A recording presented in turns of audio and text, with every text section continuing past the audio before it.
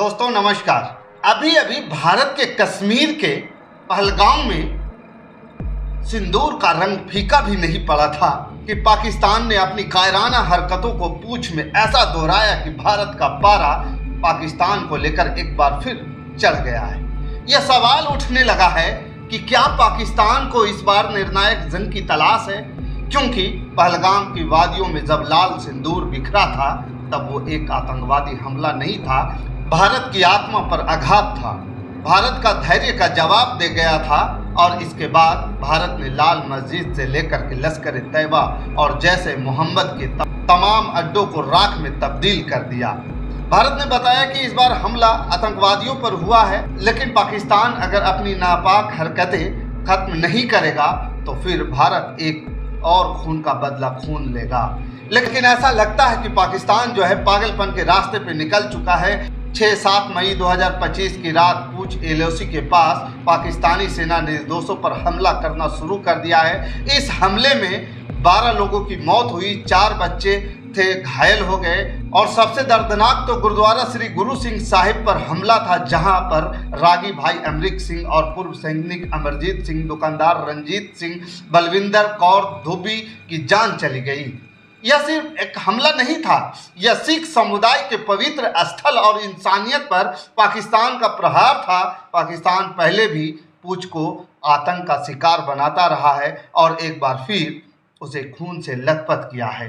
हालांकि भारत ने सियालकोट में वो खून की होली खेलकर इसका जवाब दिया है, लेकिन पाकिस्तान की ये कार्रवाई उसकी हताशा और उसकी निष्ठा का सबूत था। पाकिस्तान का गुरुद्वारे पर हमला जहां अरदास और शांति के संदेश गूंजता है, पाकिस्तान पागलपन के किस हद तक जा चुका है जो भारत को अस्थिर करने के लिए अब किसी भी हद तक जा सकता है। पाकिस्तान इस हरकत के बाद से सवाल सिर्फ अब बदले की नहीं रह गया, सवाल अब उस अंतिम प्रहार का है जो आतंक की जड़ों को उखाड़ फेंके।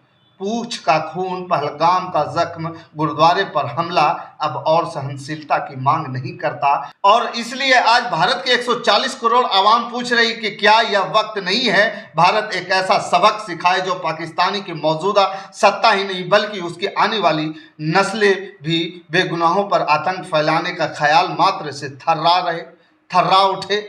सवाल यह है कि पहलगाम के बाद भारत ने ऑपरेशन सिंदूर किया, अब जब पाकिस्तान निस्ता पर आ गया है और आम लोगों को निशाना पूंछ में बना रहा है, भारत का अगला कदम क्या होगा? भारत के पास कई रास्ते हैं, लेकिन प्रत्येक रास्ते को सावधानी से दृढ़ता के साथ चुनना जैसे सैन्य कार्रवाई का रास्ता है, ऑपरेशन सिंदूर जैसे सटीक हमलों को लेकर के तेज करना पड़ेगा। विशेष बलों के जरिए सीमा पर घुसपैठ कर आतंकी ठिकानों और उनके आकाओं को फिर से निशाना बनाना होगा।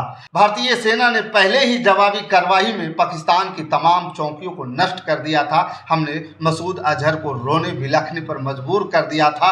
दूसरा तरीका कूटनीतिक दबाव, भारत को वैश्विक मंचों पर पाकिस्तान को अलग करना होगा, अलग दिखाना होगा। वो पाकिस्तान जो हिंदुस्तान से सीधा लड़ नहीं सकता, वो कभी पहलगाम में किसी के कलावे को देख करके, किसी के धर्म को पूछ करके उनके माथे पर गोली मरवाता है और कहता है जाकर अपने देश के प्रधानमंत्री को बताना। वो कश्मीर में बाकी राज्यों के बीच खाई पैदा करना चाहता है, वो हिंदुस्तान में हिंदू मुसलमान का बवाल करवाना चाहता है और अब पाकिस्तान के इस आतंकवाद को दुनिया के सामने एक्सपोज करना होगा, उसके खिलाफ कड़े प्रतिबंधों की मांग करना होगा, सिंधु जल समझौते पर पूरी तरह से रोक लगाना होगा, अटारी बॉर्डर जो हमने बंद किया है उसे ऐसे निर्णायक कदम उठाने होंगे। इसके अलावा आर्थिक नाकेबंदी कर सकते हैं। पाकिस्तान पहले से कमजोर अर्थव्यवस्था पर है और दबाव डालो। पाकिस्तान की हैसियत नहीं है कि लंबी लड़ाई लड़ने में वो 4-5 दिन से ऊपर तक टिक नहीं सकता है। आतंकी संगठनों के वित्तीय स्रोतों को नष्ट करने के लिए अंतर्राष्ट्रीय सहयोगियों के साथ मिलकर कदम उठाना होगा, खुफिया साइबर युद्ध लड़ना होगा। देखिए, पाकिस्तान वो देश है जो मिस इन्फॉर्मेशन से भरा हुआ है। वहां चारों तरफ फेक न्यूज फैला हुआ है कि जंग पाकिस्तान जीत सकता है। भारत के उसने 5 राफेल उड़ा दिए, भारत के मंत्रियों में लड़ाई करवा दी, भारत के तमाम इलाकों को उसने उड़ा दिया। फेक न्यूज में वहां पर भारत को सतर्क रहना होगा। पाकिस्तान के आतंकी ढांचे को कमजोर करने के लिए साइबर हमले, खुफिया ऑपरेशन को बढ़ावा देना होगा और भारत ने इस बीच में ऐसा किया है। डिजिटल स्ट्राइक उसका एक जीता जागता उदाहरण है। इसके साथ ही भारत को आंतरिक सुरक्षा पर ध्यान देना होगा। जम्मू कश्मीर में सुरक्षा व्यवस्था को और मजबूत करना होगा। खासतौर पर पूंछ जैसे सीमावर्ती इलाकों में जो नागरिक रहते हैं उनकी सुरक्षा, बंकरों के अस्थायी शिविरों की व्यवस्था बढ़ानी होगी। साथ ही स्थानीय लोगों को जब तक यहाँ बंकर नहीं है कहीं और शिफ्ट कराना होगा, उन्हें एहसास कराना होगा। लोग फौज के साथ दे, आतंकवाद के खिलाफ एकजुट होकर जागरूकता अभियान चले। पाकिस्तान ने जो पूंछ में किया है यह पहली बार नहीं है। पाकिस्तान की यह हरकत हर बार की है। 1947 के बंटवारे के बाद से लेकर के 1965, 1971, 99 के कारगिल युद्ध और हर बार इसकी रणनीति वही रही। पहले कश्मीर अस्थिरता फैला, उसके बाद जब भारत उसकी बैंड बजाए तो फिर पाकिस्तान घुसपैठियों को कश्मीर भेजे या फिर कश्मीर के आम लोगों पर हमला करना शुरू कर दे। हर बार की यही कहानी है। 1971 में भारत ने 13 दिन में पाकिस्तान को घुटने पर ला करके बांग्लादेश बनवा दिया था और आज भी वही कहानी दोहराई जा रही है। पूंछ में गोलीबारी और गुरुद्वारे पर हमला पर वही पुरानी हताशा है। लेकिन इस बार भारत का जवाब पहले से कहीं ज्यादा तीखा होना चाहिए। लोग कह रहे हैं कि भारत को इस बार ईंट का जवाब फिर से पत्थर से देना चाहिए या पत्थर की जगह इस बार जो पूंछ में कायराना हरकत किया है उसके लिए तो पहाड़ उठा करके जवाब देना चाहिए। वैसे पाकिस्तान की बौखलाहट समझ में आ रही है। पाकिस्तान की इस बौखलाहट की एक बड़ी वजह है कश्मीरियों का बदला हुआ रुख। धारा 370 हटने के बाद कश्मीरी विकास के डगर पर आ गए। नई की सड़कें बन रही हैं, नई स्कूल बन गए, अस्पताल बन गए, रोजगार के नए अवसर आ गए। कश्मीरियों को भरोसा हुआ। हाल में विधानसभा चुनाव हुआ, वहां पर बड़ी संख्या में कश्मीरियों ने पार्टिसिपेट किया। अब पाकिस्तान जान रहा है कि जो इंडिया के पास कश्मीर है वो विकास पर जा रहा है, जो पाकिस्तान वाला है वो बदहाली, शोषण, गरीबी, आर्थिक तंगी की तरफ जा रहा है। पाकिस्तान को डर है कि पीएके को लोग कहीं खुद भारत के साथ न जाए, इसलिए उसने पहलगाम में हिंदू मुसलमान की लड़ाई लगवाने की कोशिश की। इसलिए धर्म दिखा करके मारा ताकि कश्मीर को भारत के लोग दूर करना शुरू कर दे, हिंदू मुसलमान से के दंगे शुरू करे। लेकिन पहलगाम पाकिस्तान पर उल्टा पड़ा। पाकिस्तान के साथ भारत के संबंध जहां निचले स्तर पर गए, वहीं कश्मीर की जनता ने इस बार पाकिस्तान को एक्सपोज किया, अलग कर दिया और यह पाकिस्तान को डरा रहा है। लेकिन अब सवाल यह है कि पूंछ में जो कुछ हुआ उसका निष्कर्ष क्या होगा? क्या खून का जवाब खून या कुछ और? क्योंकि पूंछ का खून और गुरुद्वारे पर हमला निश्चित रूप से पाकिस्तान की अंत की शुरुआत हो सकता है। अब भारत को यह तय करना होगा कि जवाब सिर्फ खून से होगा या ऐसी रणनीति से जो आतंक की जड़ से खत्म कर। तमाम सिख नेता आज ये कह रहे हैं कि सिख हमेशा देश की तलवार रहे।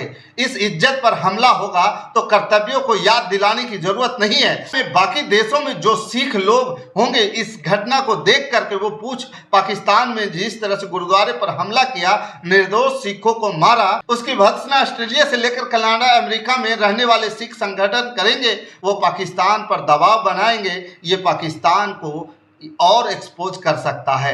बाकी हिंदुस्तान ने स्पष्ट कर दिया है कि भारत इस बार पाक आतंकवाद की उसकी जड़ उखाड़ कर फेंकेगा। कल जहां सिर्फ सिंदूर लगाया गया था, अब हल्दी, हवन और तांडव का ये तांडव न केवल पाकिस्तान की आतंकी ढांचे को ध्वस्त करेगा बल्कि दुनिया को भारत की एकता और शक्ति का संदेश देगा।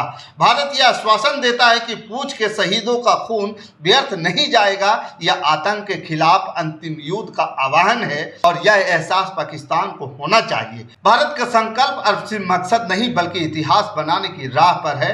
वैसे एक सुझाव पाकिस्तान को हम भी देना चाहेंगे कि पाकिस्तान अब भी सुधर जाओ और आतंकवाद से दूर हट जाओ, क्योंकि इस बार भारत की स्पष्टता बहुत स्पष्ट है। आतंकवाद को लेकर के जीरो टॉलरेंट नीति है और जिस तरह से तुम इंसानियत की शर्मसार करने की कोशिश कर रहे हो, सिखों पर हमला करके मानवता को दागदार कर रहे हो, जो तुमने पहलगाम में किया जिससे इंसानियत शर्मिंदा हो गई। अगर ये हरकतें बंद नहीं हुई तो जिस पाकिस्तान का जन्म 1947 में हुआ था वो 2025 में इतिहास बनकर रह जाए। वक्त रहते संभल जाओ वरना नेस्तो नाबूद कर दिए जाओगे। बाकी इस वीडियो के प्रति आपका क्या विचार है आप हमें कमेंट कर जरूर बताइएगा। हमारे साथ बने रहने के लिए धन्यवाद। जय हिंद, जय भारत।